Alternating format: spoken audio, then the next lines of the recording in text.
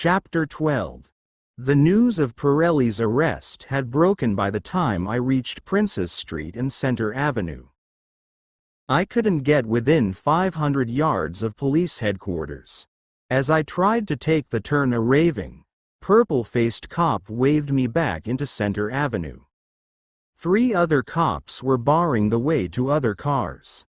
I managed to catch a glimpse of a seething crowd that overflowed the sidewalks of Princess Street into the road before I drove on down to Orchid Boulevard.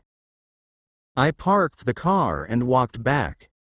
There was a big crowd of people standing before police headquarters, and it was growing every second. No amount of swearing and pushing from the sweat-soaked patrolmen made any impression on them.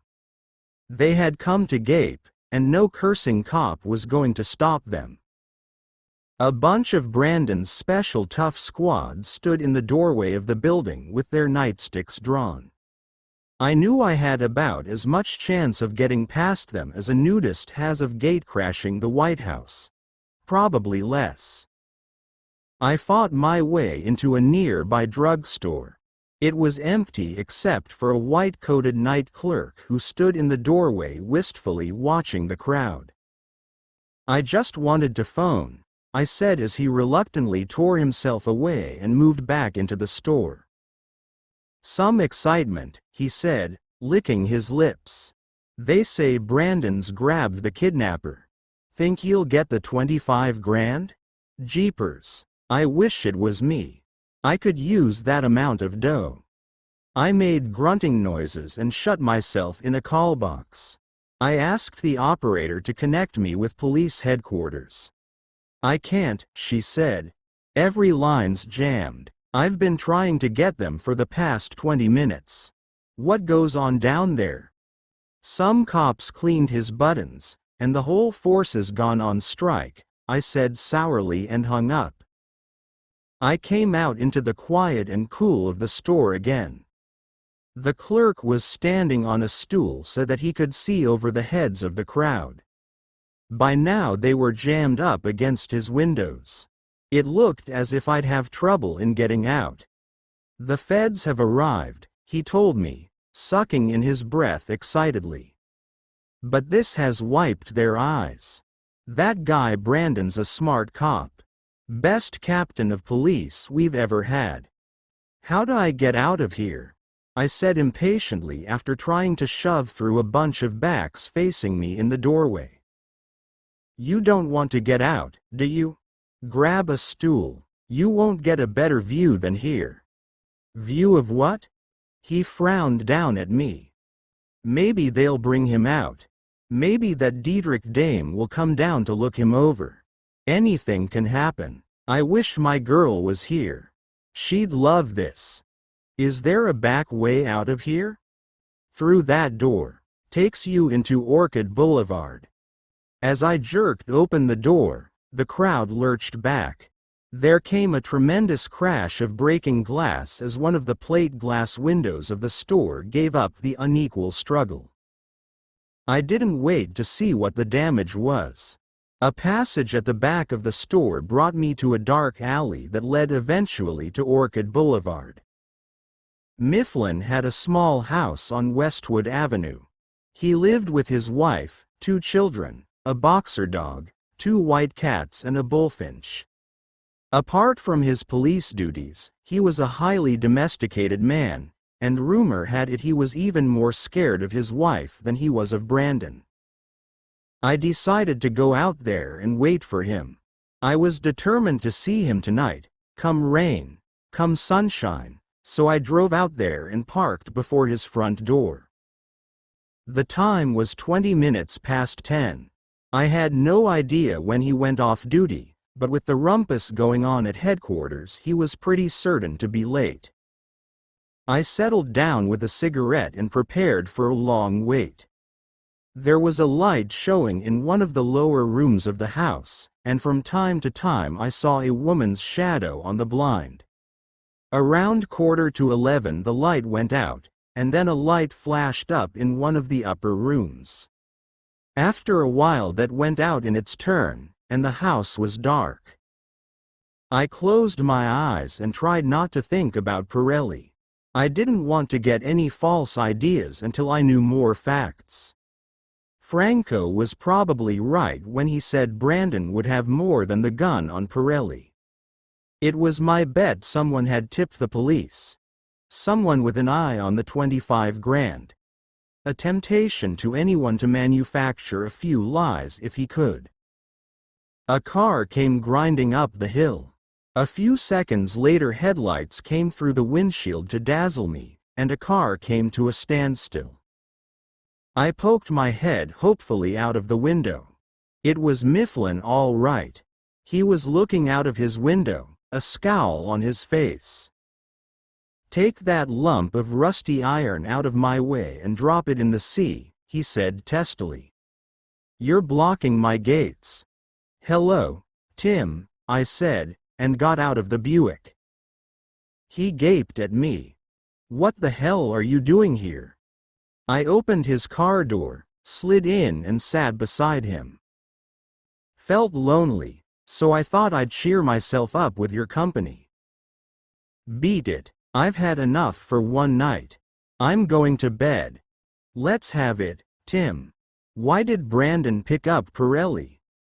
"So you know that, do you?" Mifflin snorted. "Read about it in the morning newspapers and don't bother me. I've had all I want of it for one night. They've gone crazy down there like a lynch mob."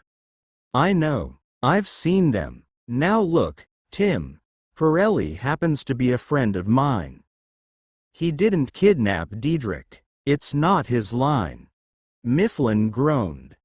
"Gimme a butt. I've smoked all mine." I gave him a cigarette and lit it for him. "Do you think he's the kidnapper?" "I don't know. Maybe, but probably not. Was it you who sent Franken down?" "Yeah. Did he get in?" "Can you imagine anyone keeping him out?" "He got in, all right. I reckon he saved Pirelli's life. They were certainly working over him." "Was it a tip?" Mifflin nodded. "Yeah, and that's what makes me think it's a phony. Whoever it was, asked for Brandon. Nobody else would do. Brandon talked to him. This guy wouldn't say who he was, and that means he's gypped himself out of the reward. To me that stinks. No one in their right senses would pass up a reward that big unless he was scared of getting involved. He told Brandon to go right away to Pirelli's apartment, where he'd find the death gun down the side of a settee and other evidence that would pin the kidnapping onto Pirelli. Brandon tried to find out who he was, but he got jittery and hung up. We've traced the call to a call box in Coral Gables, but that's as far as we've got. Someone who must hate Pirelli's guts. Could be, or maybe one of the kidnappers with cold feet. I don't know. Anyway, Brandon made the pinch himself. Know what he found? He found the gun. He found that. He also found 3 oilskin wrappers, 100,000 grand in used $20 bills and a fishing rod which was probably used to take the money off the shed roof. I whistled softly. Where did he find them? The money was in a suitcase in a cupboard. The oilskin wrappers were at the back of a drawer and the rod was under the bed. As if anyone in their right minds would keep evidence as hot as that in their apartment. Can't he see it's a plant? Look, Brandon wants the feds out of the city pronto. Pirelli's got a police record. This is a gift to him. If he stares at it all day and all night, it wouldn't be a plant to him. Has Pirelli an alibi for the kidnapping? One full of holes. He says he was playing cards with Batillo in a private room in Delmonico's bar. We've talked to Joe. He says Pirelli played cards with him until 9:30. Joe remembers the time because Pirelli was winning and suddenly said he had a date. Joe was sore because he wanted to get back some of his losses. Pirelli swears he played on until 10:30. The kidnapping, if you remember, took place at 10 past 10. Anyone see Pirelli leave? Mifflin shook his head. He went out the back way. Well, who'd believe a rat like Battio, anyway? Brandon does. He'd believe anyone as long as he gets the feds out of town. The money worries me, Vic. Everything looks like a plant until you come to the money. 100 grand is an awful lot of money to throw away to frame a man. A couple of grand would have been enough. That's just the reason why it was planted. The kidnappers have still 400 grand to keep him warm. Leaving an amount that big in Pirelli's place would make people think just what you're thinking. It's throwing money away. I can't see anyone doing it. That's because you're badly paid. A lot of people in this city wouldn't think anything of passing up 100 grand. Juries are badly paid too. They wouldn't believe it. I flicked my cigarette out of the window and shrugged. He was right, of course. How is he, Tim? Pirelli? Not so bad, considering. They didn't shake his story, and they certainly tried. I think he'd have croaked if Franken hadn't breezed in. Those two punks, McGraw and Hartzell, get under my skin. They like nothing better than to be turned loose on a guy in handcuffs. Yeah, they tried to bash me once. Any chance of my seeing him? Not a hope. He's Brandon's special prisoner. Even the Fed had to get tough before he'd let them look at him. I lit another cigarette and passed him the pack. I don't think he did it, Tim. Well, you'll be about the only one by the time they get him before a jury. Wait till you see the morning newspapers. As far as they're concerned, he's been tried and found guilty already. The only way to get him off is to produce the real kidnapper. I've got to do something for him. What'll Brandon do now? Nothing. As far as he's concerned, the case is closed. He's got Pirelli, and he's got all the evidence he needs. It's in the bag. I opened the car door and slid out. Well, at least it gives me a clear field. I'm going to start in and dig. I wish you luck, Mifflin said, but you've got a sweet job on your hands. Where will you dig? What have you got to work on? Not much. I'm going after Mary Jerome. I have a feeling she knows more about this than you think. Maybe, but I doubt it. If she had anything to do with the kidnapping, she wouldn't have come back like that. She may have left something in the room and had to come back.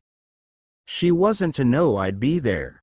The chances are she doesn't know anything, but I'm going to find her and make sure. Okay. Anything I can do, let me know. I think Pirelli's been framed myself, but that's strictly off the record. Thanks, Tim. I'll probably have something for you. So long for now. I climbed into the Buick, waved my hand to him and drove fast to Center Avenue. Halfway down the broad thoroughfare I spotted a call box and swung to the curb. I dialed Justin Franken's number. He answered the telephone himself. What do you make of him, Justin? I don't think he did it, Franken said briskly. But that doesn't mean I can get him off. I'll try, but it looks pretty hopeless. The frame's too good. Whoever planted the evidence knew his business. The money is damning. Shall we get together tomorrow morning at my office? We'll have a look at it from every angle and see what we can do. Make it 10, all right? I'll be there, I said. Don't expect too much, Vic. I don't like to say it, but I think he's a dead duck. He isn't dead yet, I said shortly and hung up. Chapter 13. Justin Franken sat in his desk chair with his legs hanging over one of the arms, his thumbs hooked into the armholes of his vest, a dead cigar jutting out of his face. He was a thin, small, leathery man with a straggly black mustache, high cheekbones, a big, bony nose and small, bright black eyes. He reminded me of a ferret. You wouldn't think to look at him he was the smartest lawyer on the Pacific coast, but he was. He was in a class of his own, and had more millionaire clients in his fee book than any other lawyer in the country. Paula, Kerman and I sat in a half-circle before the massive desk. Franken allowed us the doubtful privilege of studying his profile while he stared out of his office window at the golden beach stretched out 20 stories below him. The silence mounted in the big air office while he turned the facts over in his mind. Finally, he shrugged, swung his legs off the arm of the chair and faced us. "Nothing you've told me would convince a jury that Pirelli didn't murder Suki or kidnap Diedrich," he said. "You'll have to get me some ammunition. Right now we haven't a damn thing. There's enough evidence on Pirelli to convict him without the jury leaving the box. You've got to face it. Feeling is running high. He won't get a fair trial. His record's against him. Unless you hand me something pretty substantial to hit the DA with, there's nothing I can do for him except talk a lot of hot air that won't get him anywhere. They intend to indict him on Suki's murder, but if, in the meantime, they find Diedrich's body, they'll hook the two killings together, and it'll be all over bar the gas chamber." He stared at his dead cigar, frowning, then dropped it into the trash basket. "Now let's see what they've got on him. They've found the gun in his apartment. If I worked hard enough, I could convince a jury the gun was a plant. The fishing rod could be disposed of too.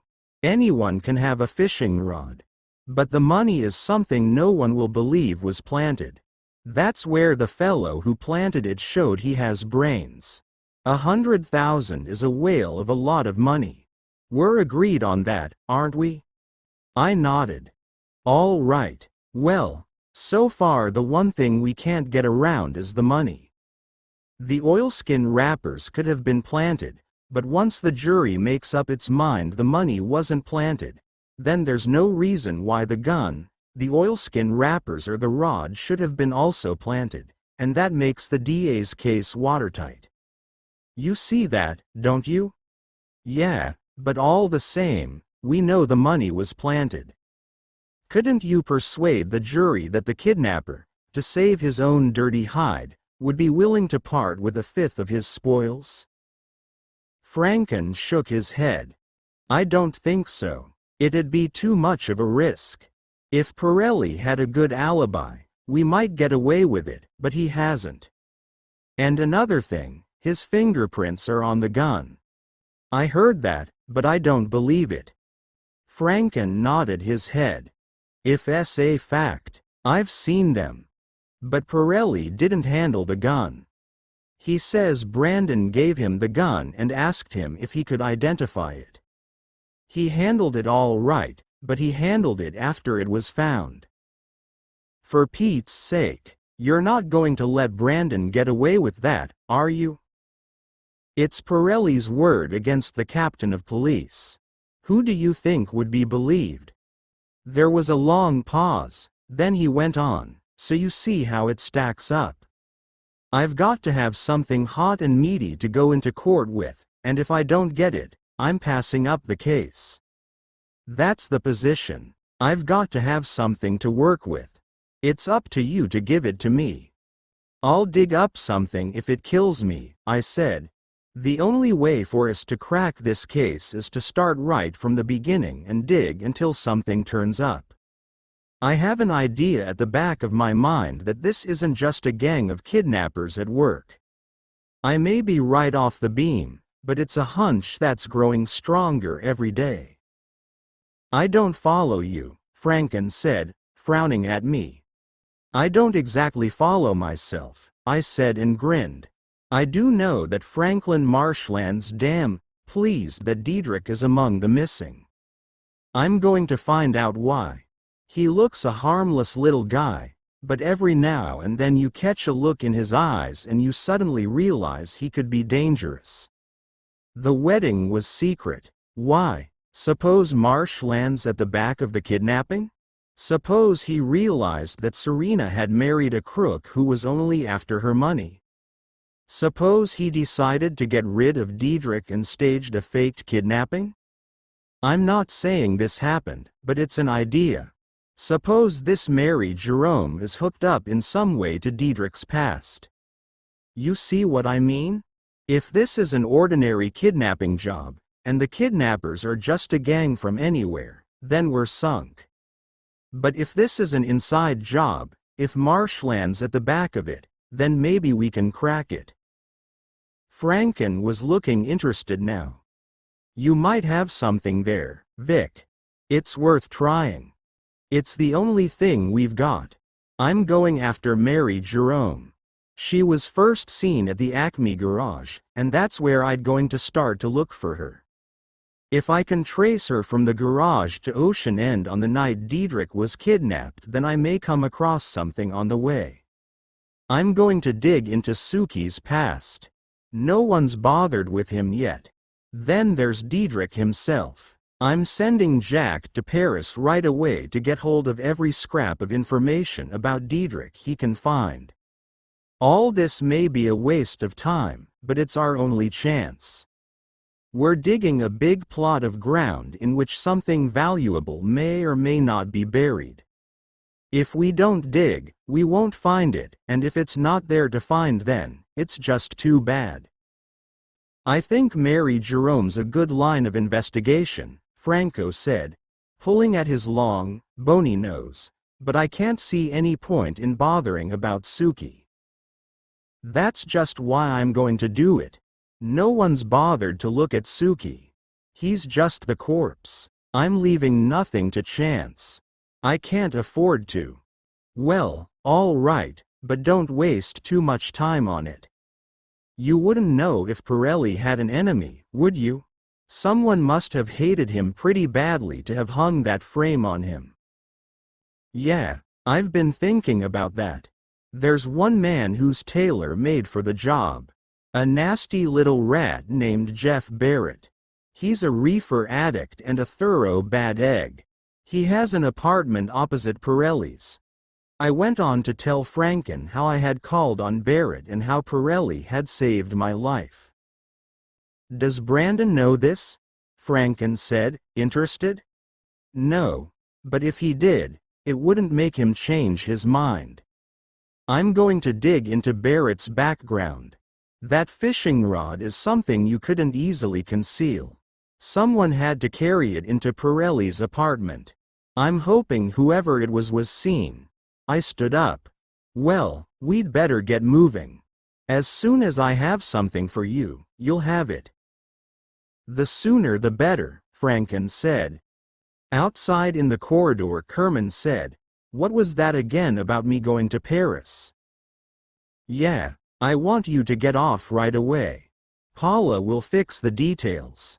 You can have what spending money you want within reason. You won't object to a trip to Paris, will you?" Kerman rolled his eyes and tried to conceal his excitement. "I'll put up with it," he said. "It's in a good cause. Besides, from what I hear, these French wrens are pretty accommodating." "They'll need to be if you're going to hum around them," Paula said tartly. Chapter 14. Mrs. Martha Bendix, executive director of the Bendix Domestic Agency and an office neighbor of mine, was a big, hearty woman with a male haircut and a laugh like the bang of a 12-bore shotgun. She was coming out of her office as I was coming out of mine, and, as soon as I saw her, I knew I wanted to talk to her. "Hello there, Vic," she boomed. "Where have you been hiding yourself? Haven't seen you in days." "I want to see you, Martha. Can you spare a moment?" She looked at her wristwatch, about the size of a cartwheel, decided after all she wasn't in any hurry and opened the office door. "Come on in. Suppose you want to pick my brains again, huh?" I got a date, but it's nothing important. She led the way through the outer office where a pale blonde with a face like a happy rabbit pecked at a typewriter and gave a coy little smile as she passed. If Mr. Manners calls, Mary, tell him I'm on my way down, Martha said, and breezed into her cream and green office. I followed her in and closed the door. Turn the key, Martha said, lowering her voice. It probably could still be heard at the far end of the corridor, but she imagined she was speaking in a conspirator's whisper. I've a bottle of Vat 69 that wants breaking open, but I wouldn't like Mary to think I drink in office hours. She hoisted a bottle into sight as I sank into an armchair. I wouldn't like her to think I drink at all, for that matter. What makes you so positive she doesn't know? What makes you so damn positive she does? Martha said and grinned. She slapped a 3-inch snifter down on the desk in front of me. Rinse your phlegm out with that. There are times, Martha, when I don't believe you're even civilized to hear you talk, I said, collecting the glass. Well, bung ho. Fungus on your adenoids, she boomed, and downed her drink at a gulp. Not bad, huh? Want another? I shook my head, and accepted the 3 coffee beans she dropped on the blotter before me. Well now, what's your trouble? She asked, sitting down and getting to work on the beans herself.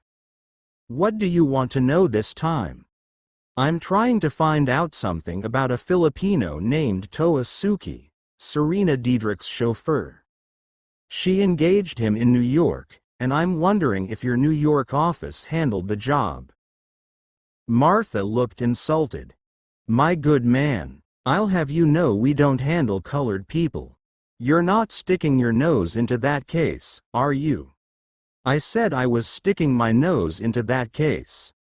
How can I get a line on Suki? Martha scratched her head with the paper knife while she thought. I suppose I could find out for you, she said, a little grudgingly. Sid Silver runs the biggest color agency in New York. He's a friend of mine, the dirty little rat. I'll ask him. If his boils aren't bothering him, he might find out for you. Anything in it for him? $100. Martha's eyes popped. Why, for $100 that guy would drown his mother in a quart of beer. I said, I didn't want him to drown his mother in a quart of beer. All I wanted was the lowdown on Suki. Consider it done. I'll have some dope for you in a couple of days. Will that do? I'll make it $150 if I can get it by tomorrow morning and if the dope's worth having. You'll get it, Martha said, climbing to her feet. That guy's a genius at stirring up dirt. That all? Yeah. Well, thanks, Martha, you're always helpful. I don't know what I'd do without you. Martha grinned.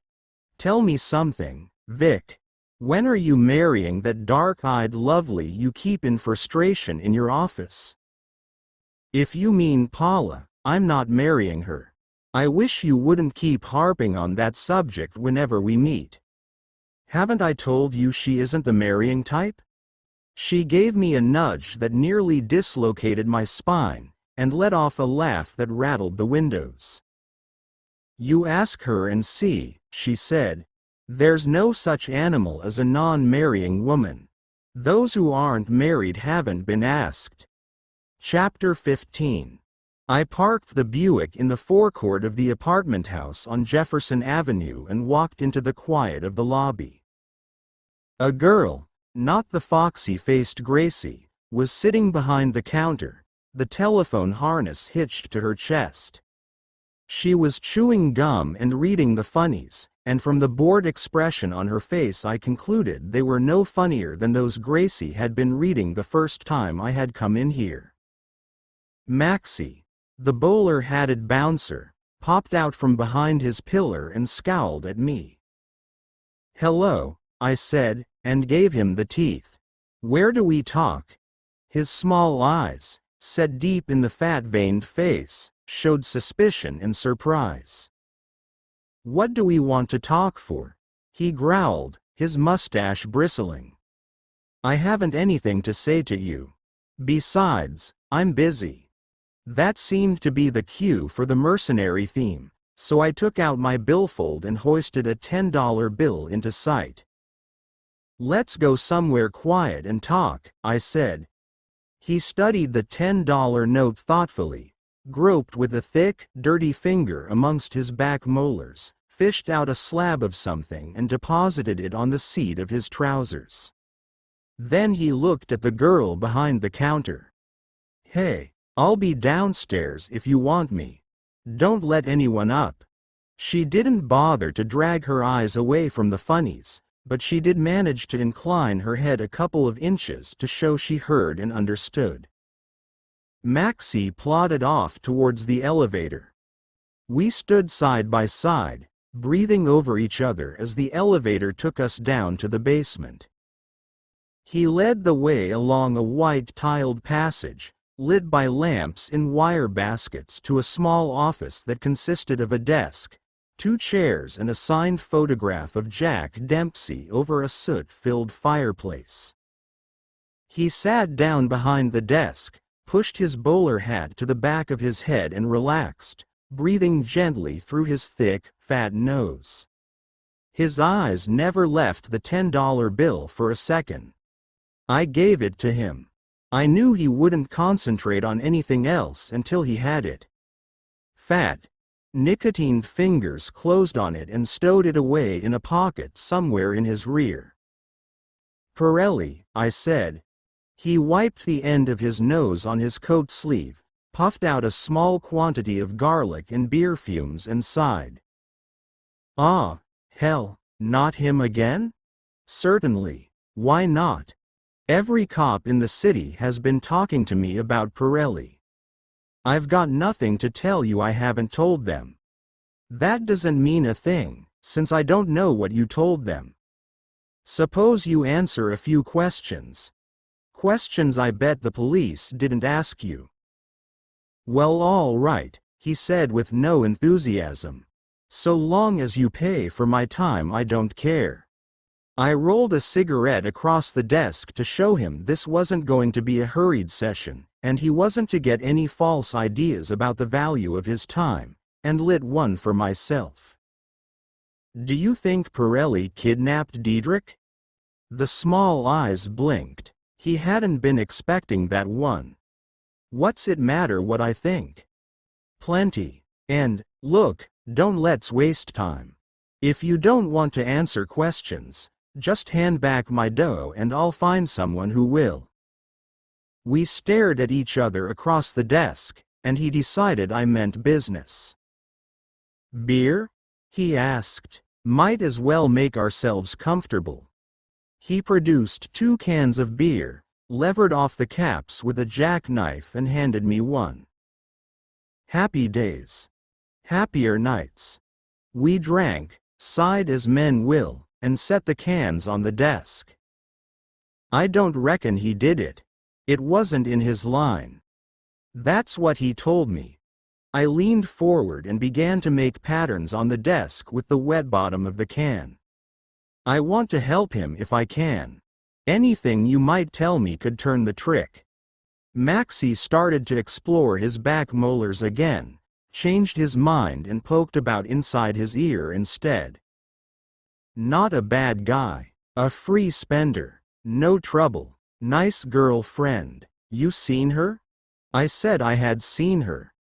He closed one small eye, then opened it again. The best figure I've ever seen on a woman.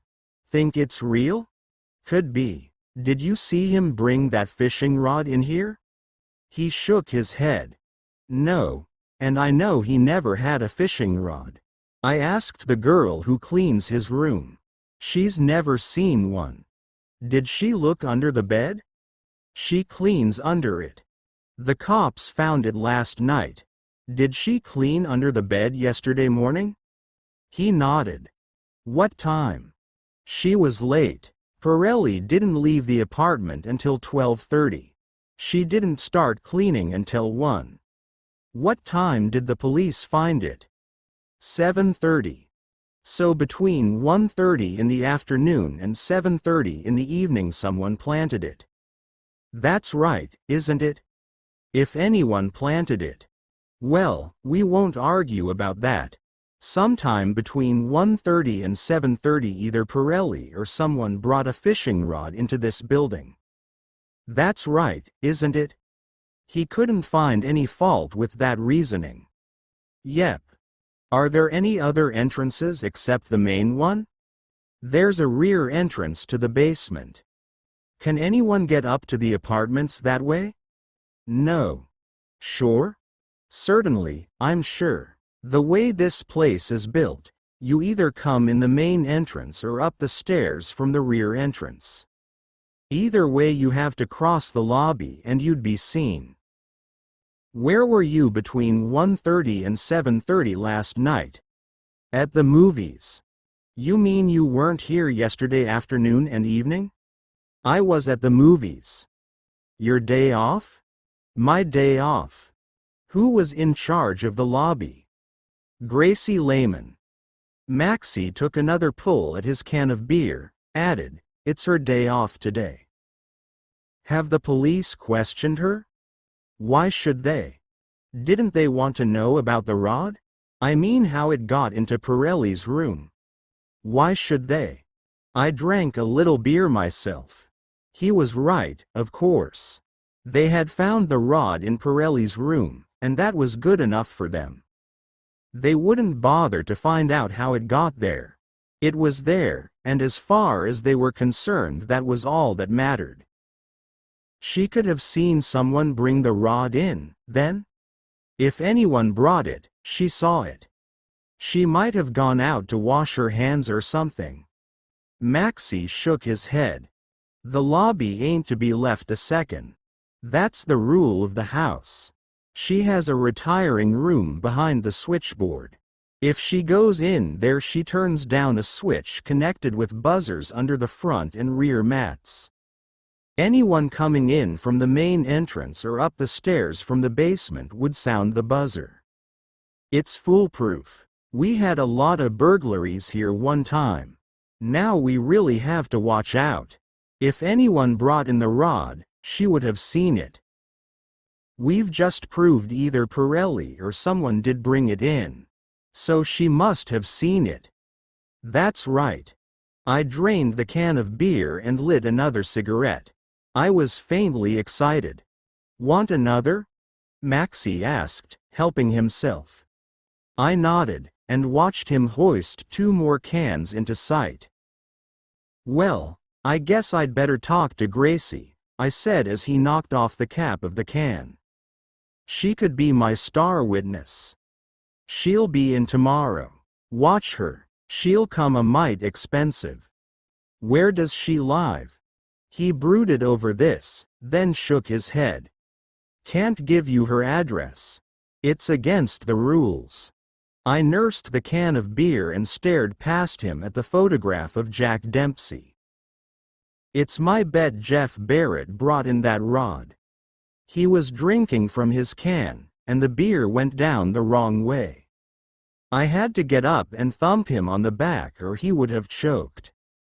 I thumped him a little harder than necessary.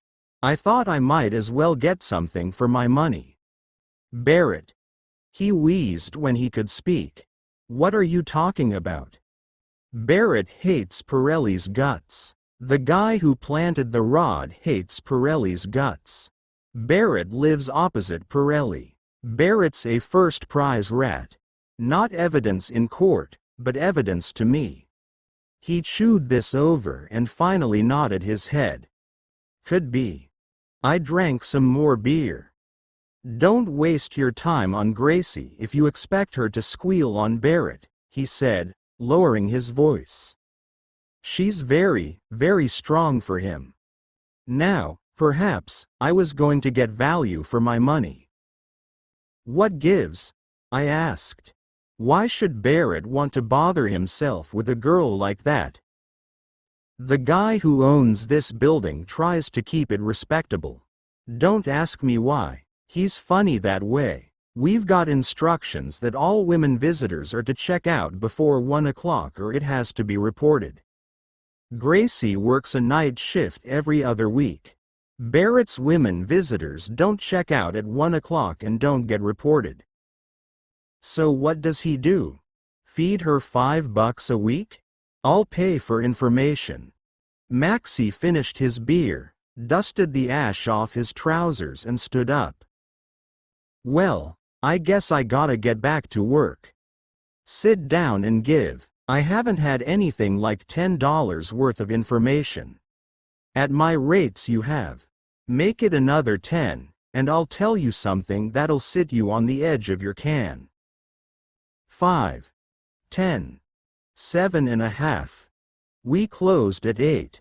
I gave him the money and he sat down again. She's a reefer smoker, see? Barrett keeps her in weeds. You ain't got a chance. I thought this over, and decided perhaps I hadn't, but there was no harm trying. Give me her address. The extra money persuaded him to break the rules. 274 Fellman Street. It's one of those rooming houses. I stood up. Keep this under your bowler, Maxie. If anyone asks you, you've never seen me. Maxie grunted, thumped himself on the chest and eyed me sourly. You don't have to worry. I'm Fussy, who I claim as a friend. I left him sitting there, breathing gently and staring absently at the empty beer cans. Chapter 16. The entrance to 274 Fellman Street was sandwiched between a tobacconist's shop and a third-rate cafe. There was a dirty brass plate on the door that read, "Rooms for business women."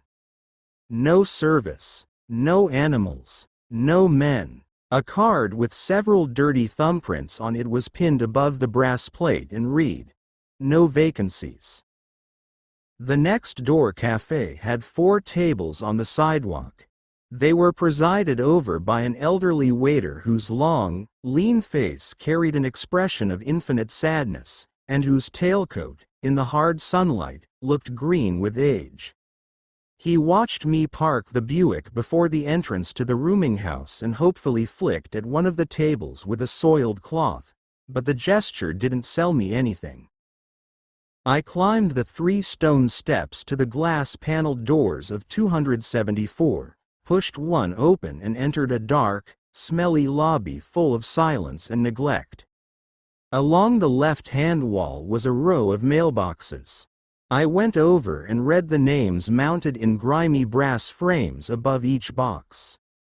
There was a surprising number of Eves, Lulus, Dons and Bells among the 36 names, and I wondered if the brass plate on the door was entirely truthful. The 4th frame from the right read, Miss Gracie Lehman, 23, FLR. 2. Stairs, carpeted with coconut matting, faced me. I puffed gently up 30 of them before I reached the first-floor landing and a long corridor that went away into a quiet dimness surveyed on either side by numerous doors before which stood bottles of milk and newspapers.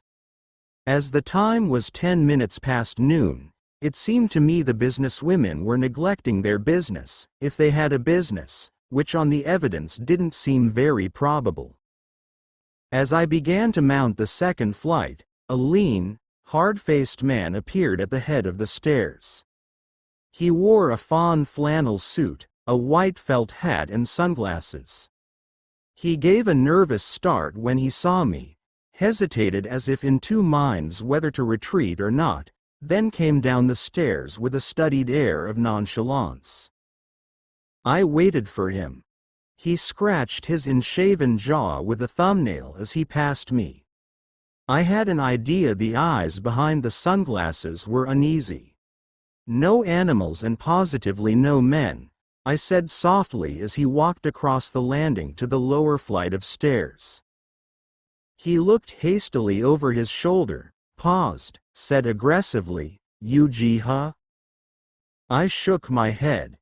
If you heard anything, it was probably the voice of your conscience. I went on up the stairs, leaving him to stare after me, pivoting slowly on his heels until we lost sight of each other. The second floor was a replica of the lower floor, even to the bottles of milk and the newspapers.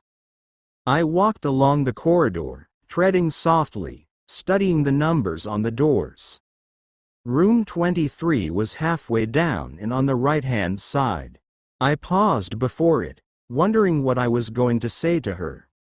If what Maxie had told me was true, and it probably was, then the girl could clear Pirelli if she wanted to. It now depended whether or not I could persuade her to throw Barrett to the wolves. As I raised my knuckles to knock on the door, I heard a quiet cough behind me. I looked furtively over my shoulder. There was something in the atmosphere of the place that would have made an archbishop feel furtive. Behind and opposite me a door had opened. A tall, languorous redhead lolled against the doorway and surveyed me with a smile that was both inviting and suggestive. She wore a green silk wrap that outlined a nice, undulating hip. Her legs were bare and her feet were in swansdown mules. She touched her red gold hair with slender fingers that had never done a day's work in their lives, and her neat, fair eyebrows lifted in a signal that is as old as it is obvious. "Hello, big man," she said. "Looking for someone?" "Ha," I said.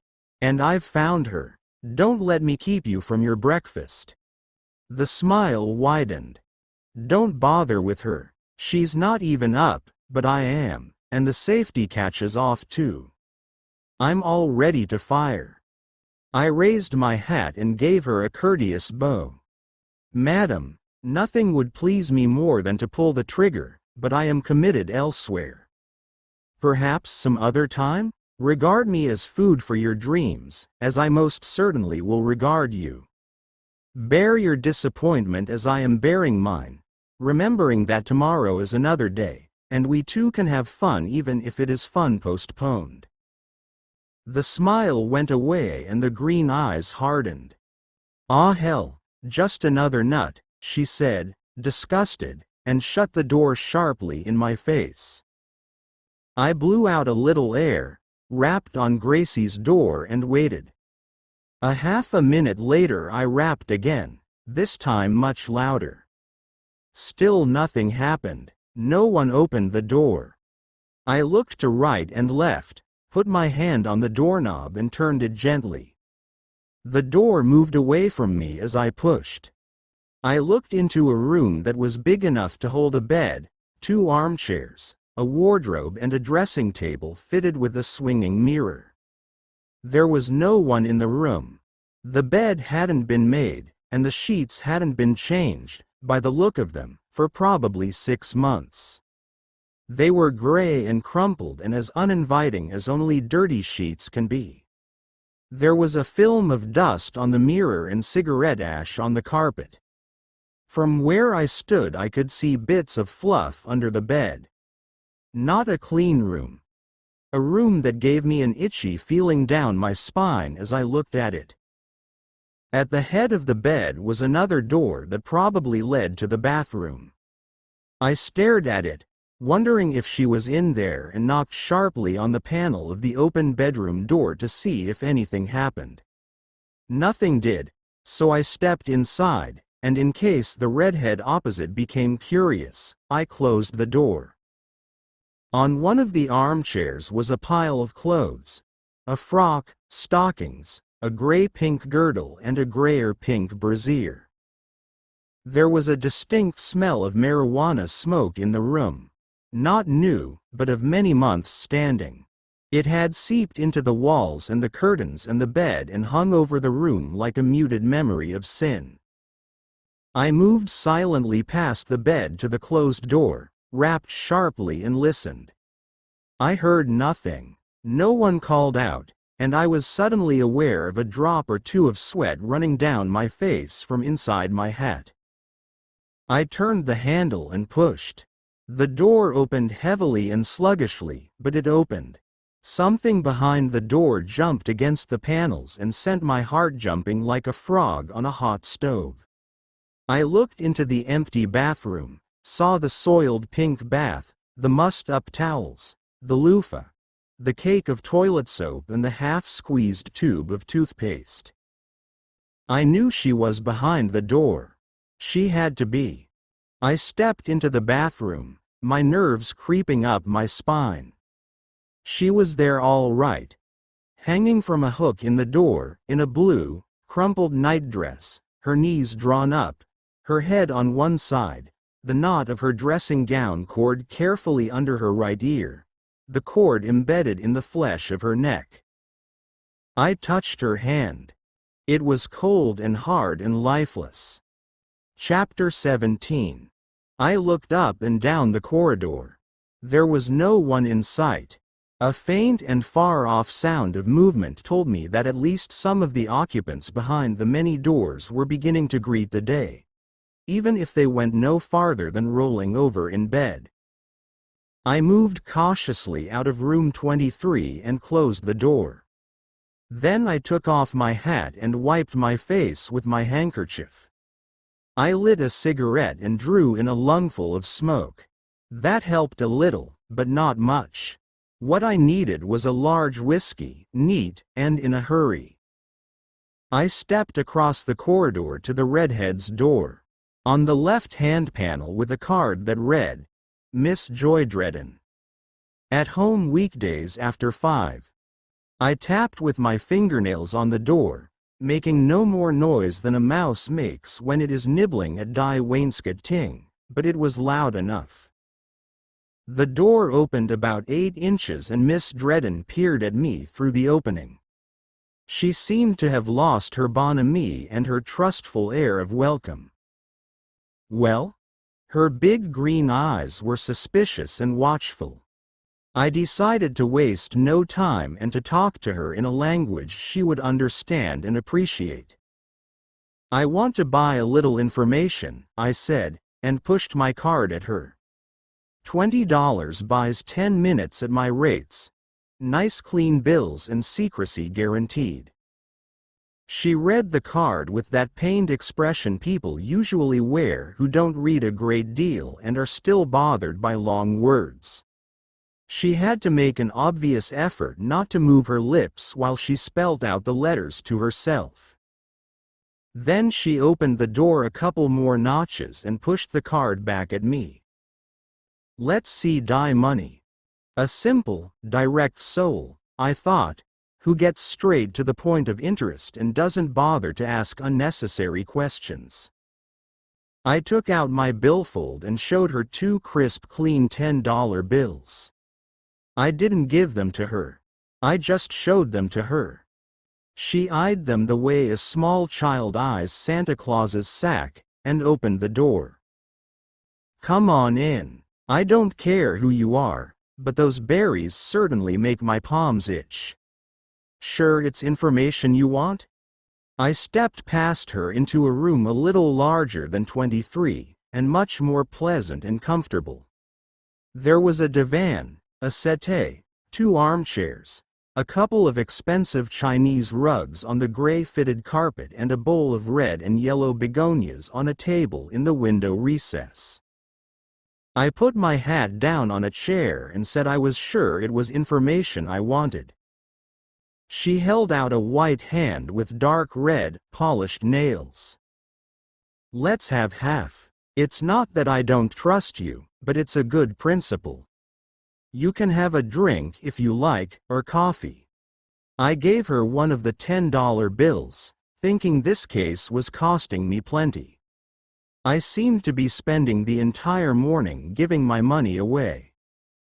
She folded the bill and hid it in her brassiere as I said a scotch would adequately meet the case. She wasn't niggardly about it. She gave me the bottle and glass and told me to help myself. Give me a second to get my coffee. By the time she was back I was 2 drinks ahead of her. She set a tray on the table near her and flopped on the settee. shown me a pair of long, slender legs that might have given me ideas if my head wasn't already full of ideas of a different kind. Seeing the direction of my studied stare, she flicked the wrap into place and raised her eyebrows. "What are you? A private dick or something?" "Something like that. Not quite, but it'll do." "I knew it. As soon as I saw you, I knew you weren't the usual prowler. You've got nice eyes. Sure you wouldn't like a little fun?" I started to make a courteous speech, but she stopped me with a wave of her hand and a wide, friendly grin. "Forget it, honey, I was only kidding. It's not often I get a good-looking man in here who doesn't start climbing up the wall immediately the door shuts. It's a novelty, and I like it. What do you want to know?" I made a third drink. "The subject of the inquiry is Gracie Lehman. Do you know her?" Miss Dredden's face hardened. "For crying out loud, you're not wasting good money to find out about her, are you?" The scotch had set me up. In fact, it was so good it nearly set me up on my ear. "I'm working for a client who's in trouble with the police." Gracie could have cleared him. No other reason. "Well, go and ask her. Why come to me? I doubt if she's going to be much help now. She's dead." She started and spilt some coffee on her bare knee. She swore softly under her breath, put down the coffee cup and wiped her knee with her handkerchief. "Must you say things like that?" Then, as I didn't say anything, but looked at her, she went on, "You don't mean she's really dead?" "She's dead all right. I've just been in there. She's hanging at the back of the bathroom door." She gave a little shudder, grimaced, gave another little shudder and reached for the whiskey bottle. She was a stupid little fool, but I didn't think she'd be that stupid. The trouble with her was she couldn't leave reefers alone. I guessed that. I could smell the stuff in the room. I took out my cigarette case and offered it. She took one and we lit up, then she poured a shot of whiskey into her coffee and drank it. "Now I've got the jitters," she confessed. "I hate hearing things like that." "Did you see her last night?" "Yes. I'm always running into her." "When?" "Oh, when I went out to dinner she was coming in, and we met again on the stairs when I returned. She must have gone out again while I was having dinner. We both came in together." "What time was this?" Miss Dredden suppressed a yawn, not very successfully. "It was late. About 3:30 I guess. I didn't particularly notice, but it was plenty late enough." "Was she alone?" She shook her head. "Oh no. She had a man with her as usual. What they can see in that dirty little—" She broke off, frowning. "Oh well, I'd better not talk like that now she's dead." "What was he like?" "Much too good for her. The kind of man I'd go for in a big way. Like Clark Gable. Not like him in looks, but his style." "How was he dressed?" "He had on a snappy number in fawn flannel suiting, a white felt hat and a hand-painted tie. He wore big donut-sized sunglasses. I guess he put those on in case any of his friends spotted him going in with her. The tricks men get up to." I was sitting on the edge of my chair now, trying very hard to keep calm. "Did he have a thin, black mustache and hard, lean face?" "Certainly he had. Do you know him?" "I ran into him coming down the stairs this morning." "This morning?"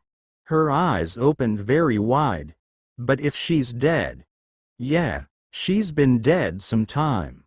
I'd make a guess and put it at about 8 hours." "You mean she went into the bathroom and hanged herself while he was in the other room?" "I saw him coming downstairs about 20 minutes ago. She died 8 hours ago, say about 4 o'clock in the morning." Obviously she died while he was in her room, unless he left before 4 and came back this morning for some reason or other. She sank back on the cushions of the settee and fanned herself with her hand. He could have done that, couldn't he?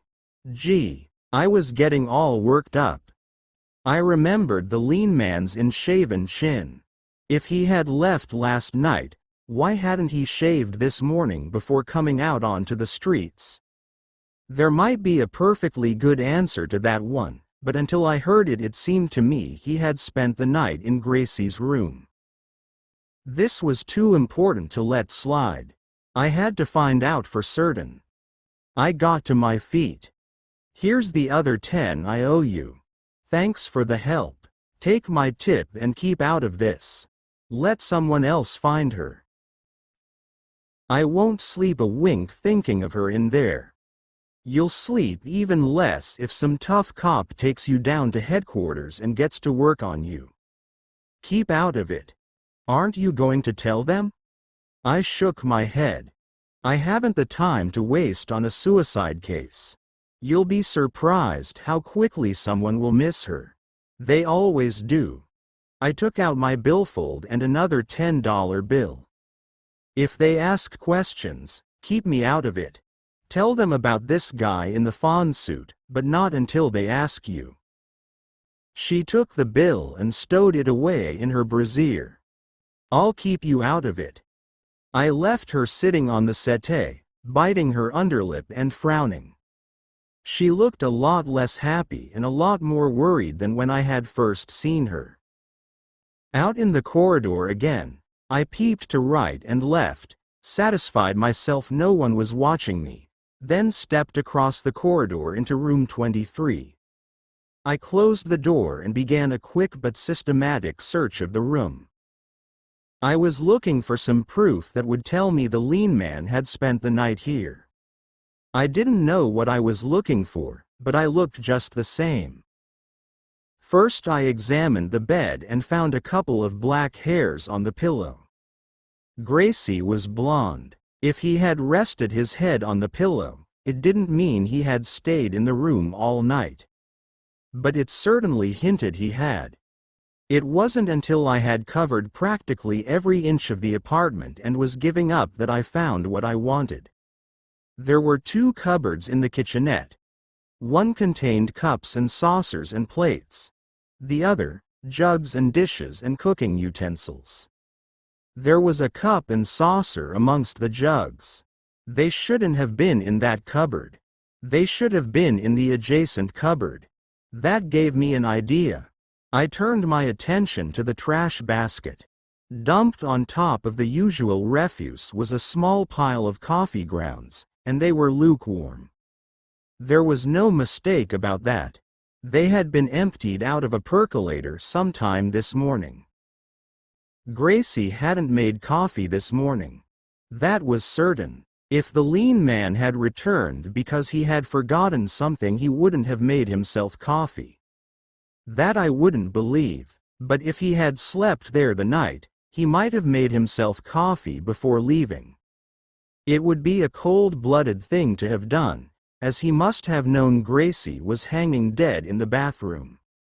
Come to think of it, he probably knew she was dead before he went to bed, and that was even more cold-blooded.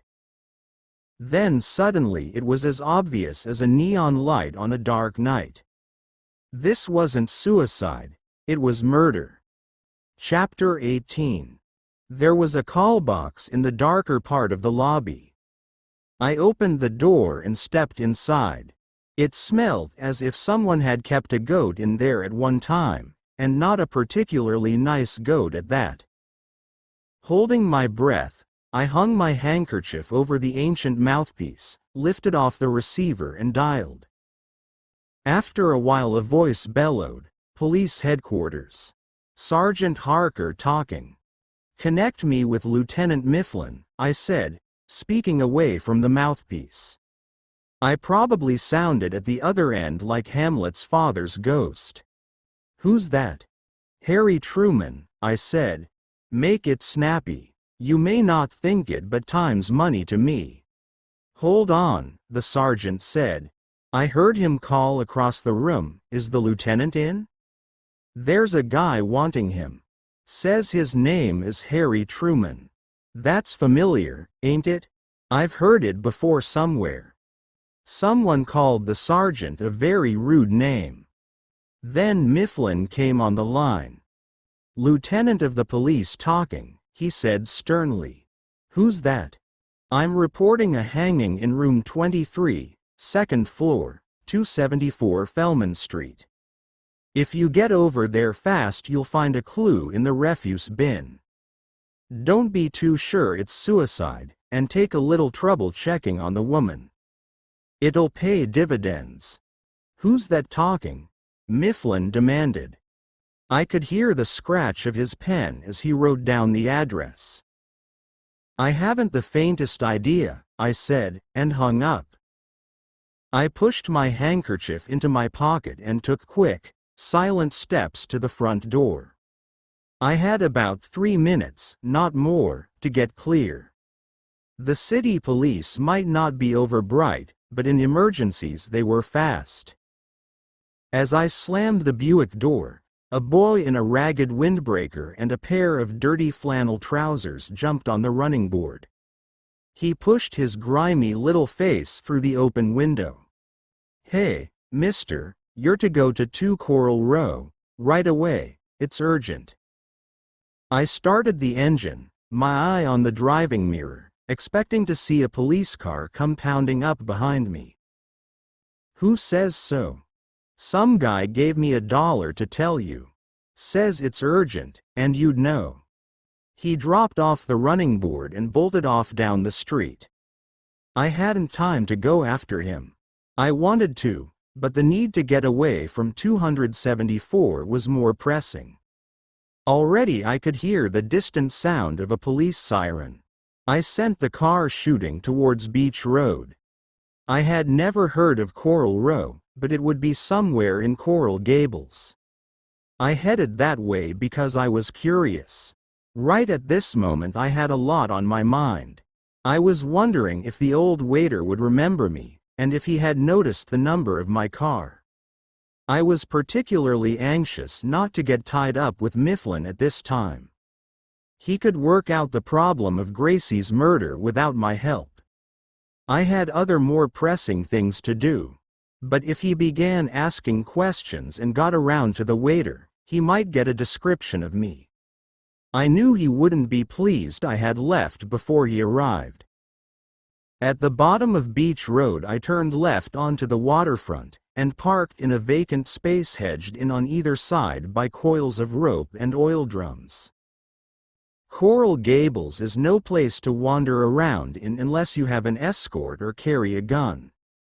Even the cops go around in pairs, and scarcely a month passes without someone is found up an alley with a knife in his back. As I got out of the Buick and looked up and down the long harbor, crammed with small boats and fishing trawlers, I was aware that I was being stared at by groups of men who lounged in the sun, picturesque enough in their soiled canvas trousers and various colored sweatshirts, their shifty, dark eyes weighing me up. I picked on one who was on his own, aimlessly whittling a piece of wood into the shape of a boat. Can you put me on to Coral Row? He eyed me over, leaned away from me to spit into the oily water of the harbor, and jerked his thumb over his shoulder in the direction of the coffee shops, the seafood stalls and the like that faced the waterfront. Behind Yates Bar, he said curtly.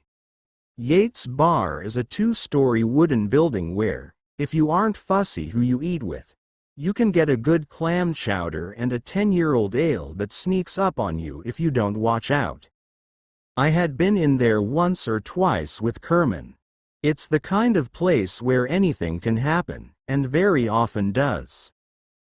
Thanks, I said, and crossed the broad waterfront road to the bar. Alongside the wooden building was an alley. High up on the wall was a notice that read, "Leading to Coral Row." I paused to light a cigarette while I regarded the alley with a certain amount of caution and no enthusiasm. The high walls blocked out the sunlight.